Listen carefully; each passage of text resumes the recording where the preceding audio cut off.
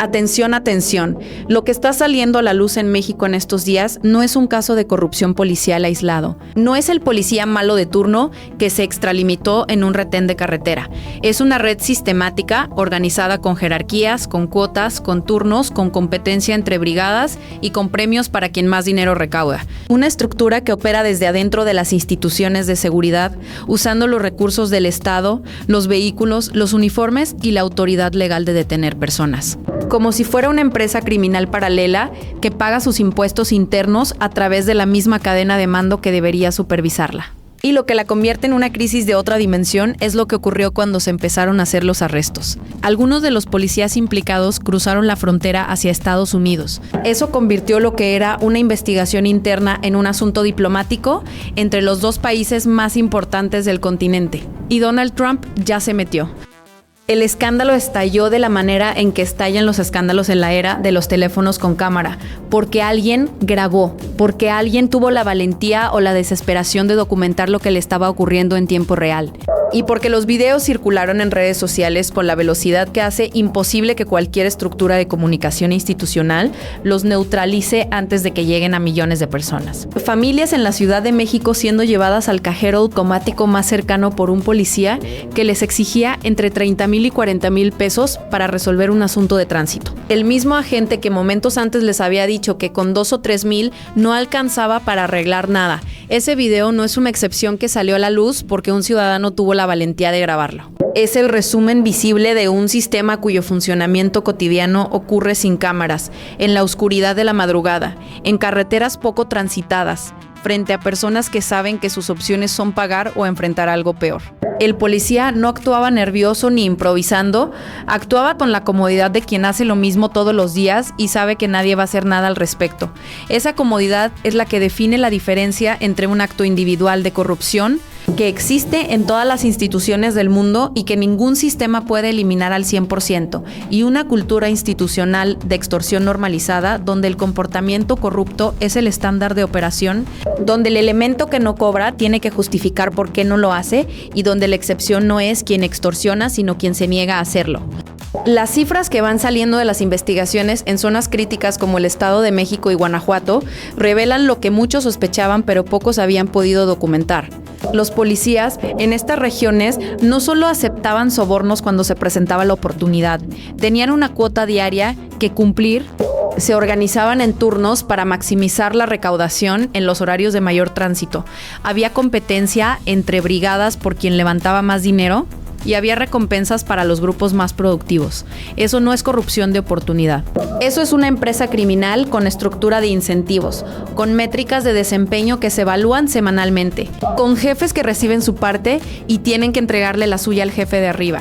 Una cadena de distribución del dinero extorsionado que funciona con la eficiencia de una empresa bien administrada.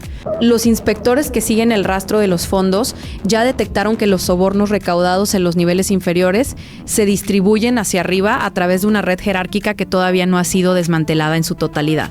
Mientras los que están en la cúspide no rindan cuentas, el sistema va a producir nuevos elementos corruptos para reemplazar a cada uno que se destituya. Es una hidra, cortas una cabeza y el sistema la regenera si la raíz sigue intacta. Las formas de operar que están saliendo en las investigaciones tienen una dimensión de violencia organizada que va más allá de los sobornos de tránsito. En regiones como Chiapas y las zonas fronterizas, las acusaciones más graves señalan que los policías no se limitaban a cobrar en los retenes. Retenían migrantes bajo pretexto de revisión de identidad y exigían rescates a sus familias para liberarlos. Eso ya no es extorsión de tránsito con el pretexto de una infracción vehicular, es secuestro extorsivo con uniforme, con badge, con la autoridad del Estado mexicano usada como herramienta para retener personas y exigir rescate. Y los informes que señalan que algunos equipos hacían la vista gorda a traficantes de personas a cambio de dinero en determinadas rutas agregan una capa de complicidad con el crimen organizado que convierte el caso en algo de naturaleza diferente. Si se confirman esas acusaciones, ya no estamos hablando de una investigación disciplinaria, estamos hablando de violaciones graves a los derechos humanos y de participación directa en estructuras criminales. Hay policías que dañaban deliberadamente los vehículos de los conductores que se negaban a parar, una llanta ponchada en el retén, Un espejo roto que se convierte en la justificación para el siguiente cobro. La violencia como herramienta de persuasión cuando el soborno voluntario no funciona. Las multas de tráfico se borraban del sistema cuando el cobro se hacía en efectivo. Los retenes se movían sin aviso previo hacia zonas más rentables, calculando el flujo de vehículos. El tipo de conductor que circula a determinadas horas y la probabilidad de encontrar personas que prefieran pagar antes que lidiar con el procedimiento de una infracción formal. Había una manipulación digital de registros para que nada quedara documentado. Eso requiere coordinación entre elementos que trabajan en turnos diferentes. Requiere acceso a los sistemas de registro de multas. Requiere que quien tiene acceso administrativo a esos sistemas coopere. Requiere, en definitiva, protección desde arriba de alguien que tiene el rango para garantizar que nadie en auditoría interna va a abrir esa caja. La presidenta Claudia Sheinbaum reaccionó con una declaración que generó expectativa porque fue más allá de lo que los gobiernos anteriores solían decir cuando estallaba un escándalo de este tipo. Dejó claro que la responsabilidad no recaerá únicamente en los funcionarios de bajo rango que trabajan sobre el terreno. Esa frase es importante porque en el pasado lo que ocurría con este tipo de investigaciones es exactamente lo contrario. Se detenía a los elementos visibles, los que salían en los videos, y el sistema que los había producido continuaba funcionando sin que nadie en los mandos intermedios o superiores fuera tocado. La promesa de llegar hasta arriba es la que la opinión pública está monitoreando con la desconfianza acumulada de décadas de promesas similares, que comenzaron con detenciones de elementos visibles y terminaron archivadas cuando el escándalo mediático perdió intensidad y se dio espacio a la siguiente crisis. El escéptico tiene razones para hacerlo. La historia de este tipo de investigaciones en México está llena de arranques prometedores que se diluyeron en cuanto la presión mediática bajó. No tiene razones para estar equivocado esta vez, pero tampoco tiene razones para darle el beneficio de la duda sin esperar a ver qué nombres aparecen en los expedientes más allá de los elementos de bajo rango. Los arrestos comenzaron, no uno por uno, con el ritmo lento de las investigaciones que nadie quiere que lleguen a algún lado. Decenas de agentes suspendidos en un solo día en operaciones coordinadas simultáneas en Guanajuato y el Estado de México. Propiedades descubiertas que no figuraban a nombre del policía, que las habitaba sino a nombre de familiares, de personas con relación difícil de explicar o de prestanombres que la investigación patrimonial va identificando a medida que avanza. Villas que ningún salario de elemento policial en ningún municipio de México puede explicar con ninguna declaración patrimonial, que resista 2 minutos de revisión honesta. La diferencia entre lo que entra por nómina y lo que existe en propiedades es la evidencia más difícil de impugnar porque no requiere testimonios ni grabaciones, requiere aritmética básica. Esas propiedades son la evidencia más concreta de que el dinero fluía y se acumulaba, de que esto no era complementar el sueldo con algún billete ocasional, sino construir patrimonio con el producto sistemático de años de extorsión institucionalizada. Y entonces ocurrió lo que convirtió esto en un problema binacional. Algunos de los policías acorralados encontraron la solución en cruzar la frontera. Algunos lo hicieron por vías irregulares. Otros usaron visas de turista. Varios intentaron cambiar de identidad para dispersarse por diferentes estados de la Unión Americana. El manual del criminal acorralado, que conoce bien cómo funciona el sistema que él mismo integró. Busca dilatar el tiempo necesario para que el expediente se enfríe, para que los testigos pierdan urgencia de declarar, para que los medios encuentren otra historia y para que el caso descienda en la lista de prioridades de quien tiene que darle seguimiento. Donald Trump no tardó en meterse en el asunto con la velocidad que lo caracteriza cuando hay algo relacionado con la frontera sur disponible para hacer una declaración. Anunció que los sospechosos identificados que hubieran cruzado hacia Estados Unidos serían devueltos inmediatamente a México.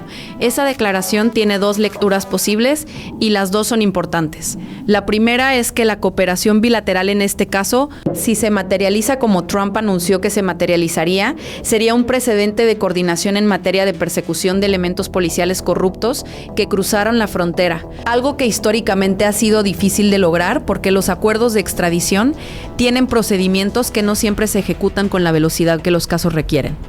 La segunda es que la declaración de Trump convierte un caso de corrupción policial interna en un episodio de las tensiones migratorias y de seguridad fronteriza que ya dominan la narrativa de la relación bilateral. Cuando Trump habla de devolver a alguien a México, el contexto de todo lo que dijo en campaña sobre la frontera, sobre los criminales mexicanos, sobre la mano dura con la migración, está presente en cada declaración, aunque el caso específico sea completamente diferente.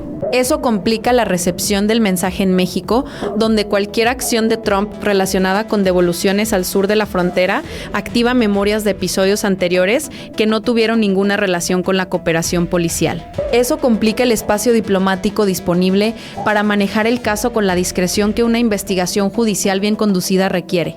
Las medidas que el gobierno anunció para prevenir que esto se repita tienen lógica técnica. La obligatoriedad de cámaras corporales que registren todas las intervenciones policiales desde el inicio hasta el final, sin posibilidad de que el elemento las apague o las tape en el momento en que ocurre la solicitud de dinero. La digitalización completa del pago de multas de tránsito para eliminar el contacto directo entre el policía y el efectivo, que es el punto de vulnerabilidad más obvio del sistema. Si la infracción genera automáticamente un folio en una base de datos que el ciudadano paga por transferencia sin que el policía toque un billete, la oportunidad para el cobro irregular se reduce drásticamente. El fortalecimiento de mecanismos de control independientes que no dependan de la misma estructura que supervisó a los elementos corruptos y la ampliación de las líneas de denuncia con garantías reales de que quien denuncia no va a ser identificado ni enfrentar represalias. Cada una de esas medidas ataca un punto específico del sistema de corrupción: la impunidad por falta de evidencia, la oportunidad de cobrar en cash sin registro y la falta de canales seguros para que los ciudadanos reporten sin miedo a represalias. El problema es que esas medidas requieren implementación real, no solo decreto. Requieren que quien tiene que supervisar el cumplimiento no forme parte de la misma estructura que se está intentando desmantelar. Eso es lo que en el pasado ha fallado sistemáticamente. La cámara corporal que nunca se activa, el sistema digital que tiene excepciones para determinados tipos de infracción, la línea de denuncia que nadie responde después de las 6 de la tarde. La brecha entre la medida anunciada en el comunicado de prensa y la medida implementada en el retén de la carretera, a las 11 de la noche es donde la corrupción vive, prospera y se reproduce. Esa brecha no la cierra ningún decreto. La cierra la supervisión real, continua y sin protecciones para quien incumple independientemente de su rango. Lo que la ciudadanía que está siguiendo este caso de cerca sabe, porque lo vivió, porque lo vive todavía en algunos retenes de algunas regiones del país, es que el miedo a los controles oficiales ya contaminó la percepción de la autoridad de una manera que no se resuelve con ningún decreto. Cuando un ciudadano ya no sabe si el policía que le indica que se detenga en la carretera lo va a multar de manera legítima o lo va a llevar al cajero más cercano a negociar el monto de la extorsión, la autoridad estatal pierde algo que no aparece en ningún indicador de gestión, pero que es más difícil de recuperar que cualquier presupuesto o cualquier reorganización de mando. La presunción básica de que el funcionario uniformado que se acerca está ahí para cumplir una función pública, no para recaudar para sí mismo. Pierde legitimidad, y sin legitimidad, el Estado no puede cumplir ninguna de sus funciones esenciales. No puede proteger a quien necesita protección, ni puede sancionar a quien comete un delito, porque la víctima no confía en que el mecanismo de denuncia no la va a poner en una posición peor que el silencio. La pregunta que está en el centro de todo esto es la misma que siempre está en el centro de este tipo de investigaciones en México. ¿Hasta dónde van a llegar realmente? La detención de los elementos visibles, los que salieron en los videos, los que el escándalo mediático hizo imposible de ignorar, eso está ocurriendo. Lo que no se sabe todavía, lo que la ciudadanía está esperando con el escepticismo acumulado de demasiadas promesas incumplidas, es si la investigación va a subir por la cadena jerárquica hasta llegar a quienes diseñaron el sistema de cuotas, quienes recibían su parte del dinero recaudado, quienes protegían a los equipos más productivos de las inspecciones internas. Esos nombres todavía no están en ningún comunicado oficial, no están en ninguna lista de detenidos, no están en ningún expediente que haya sido publicado.